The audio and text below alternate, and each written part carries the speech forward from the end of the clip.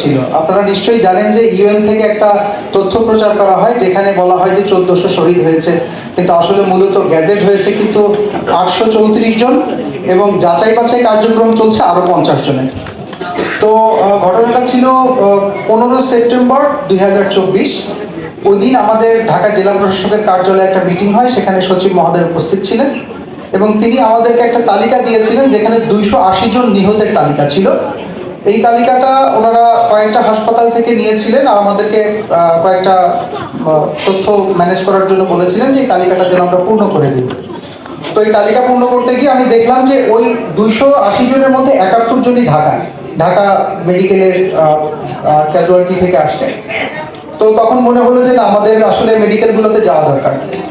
তো 24 সেপ্টেম্বর আমাদের চিঠি হলো, আপনারা জানেন সরকারি কাজ একটু স্লোই হয়। আমি সকালবেলায় গেছি ডিসি অফিসে, চিঠি নিয়ে যাবো হাসপাতালে। তো সেই চিঠি সকাল থেকে হতে হতে দুপুর হলো, সকাল থেকে কিছু খাই নাই, ক্ষুধার যন্ত্রণায় মাথা টাথা ঘুরতেছে।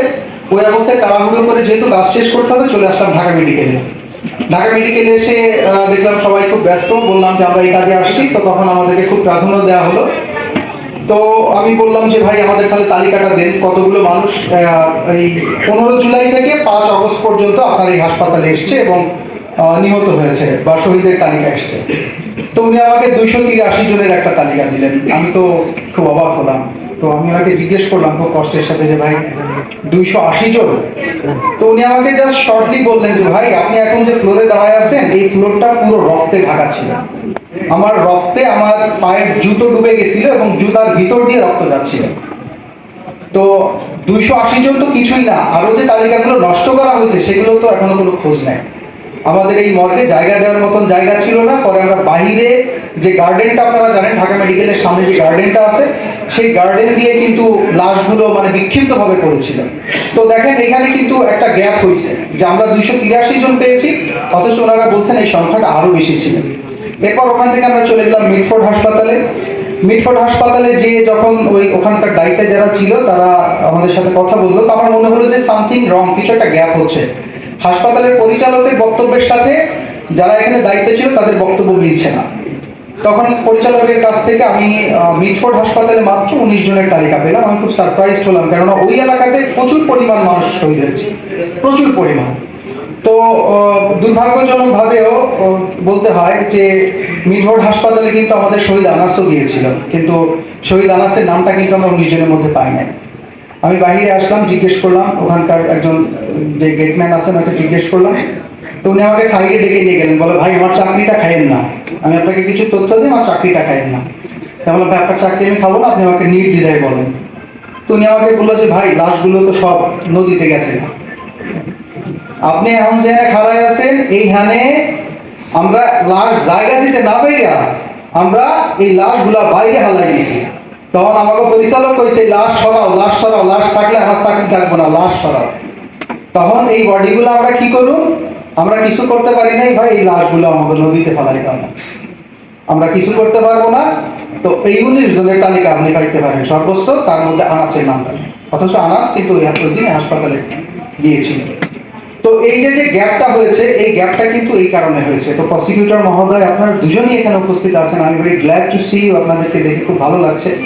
এবং আমাদের শহীদ জাবির ইব্রাহিমের মা, উনি আমার থেকে এই জিনিসগুলো জানতে চেয়েছিলেন যে বাবা কেন এই গ্যাপটা হলো। আমি ওনাকে ব্রিফ করার চেষ্টা করেছি, কিন্তু আসলে আমার মনে হয় প্রসিকিউটর মহোদয় আপনাদের এই বিষয়ে একটা পদক্ষেপ নেওয়া দরকার।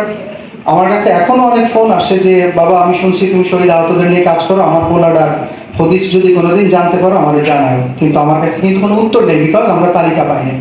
তো আমরা মোট আমাদের যে টিমটা ছিল সেই টিমের সাথে আরো কিছু মানুষ ছিল। তো আমরা মোট 40 জন, ঢাকার মোট 41টা হাসপাতাল ঘুরে আমরা টোটাল প্রায় 580 জনের মতন নিহতের তালিকা পেয়েছিলাম, যেখান থেকে আমরা ছাত্র আন্দোলনের পক্ষে শহীদ হয়েছে এরকম 337 জন পেয়েছিলাম। সো আপনারা জানেনই যে ছাত্র আন্দোলনের পক্ষ বিপক্ষের একটা বিষয় ছিল, সো আমাদেরকে সেটা যাচাই বাছাই করতে হয়েছে। আমরা মোট 18টা কলামে এটা পূরণ করেছি। তো আমি আর দীর্ঘায়িত করছি না, ধৈর্য নিয়ে সবাই বসে আছেন, এই তথ্যটা আসলে জানানো প্রয়োজন ছিল। তো আরেকটা বিষয়, গুরুত্বপূর্ণ যে বিষয়টা সেটা হচ্ছে দেখেন এই যে একটা ক্রান্তিকাল মোমেন্ট ছিল, অভ্যুত্থানের সময় আমি ছিলাম, অভ্যুত্থানের পরে এসে এই যে তালিকা যাচাই বাছাই কার্যক্রম করছিলাম।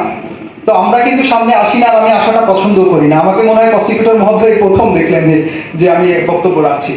তো আসলে এই ক্রান্তিকাল মোমেন্টে কিন্তু আমাদের জায়গা ছিল একটাই, জুলাই ফাউন্ডেশন। জুলাই ফাউন্ডেশন ব্যতীত কিন্তু আর কারো কোনো পরিচয়ের জায়গা ছিল না। তো আজকে যে কিছুদিন আগে যখন শুনলাম যে জুলাই ফাউন্ডেশন, এই যে আমার এক ছোট ভাই এখানে আছে, জব করছে, সে বললো যে ভাই 3 মাস ধরে বেতন পাই না।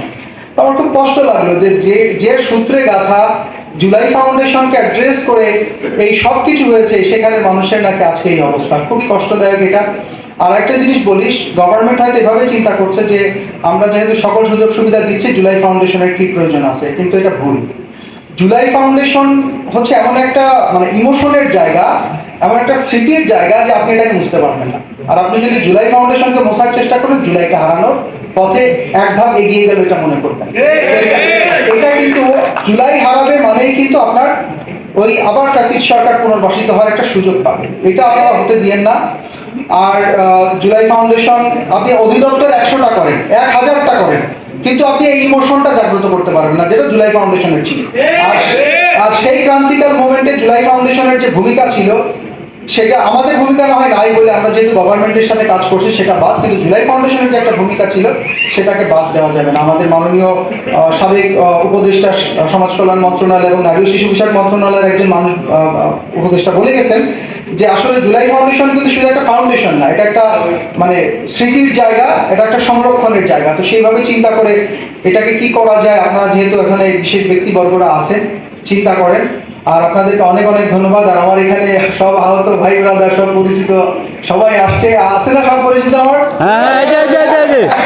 হ্যাঁ সবাই আছে, এদেরকে দেখলে আমার খুব ভালো লাগে, জড়াই ধরি।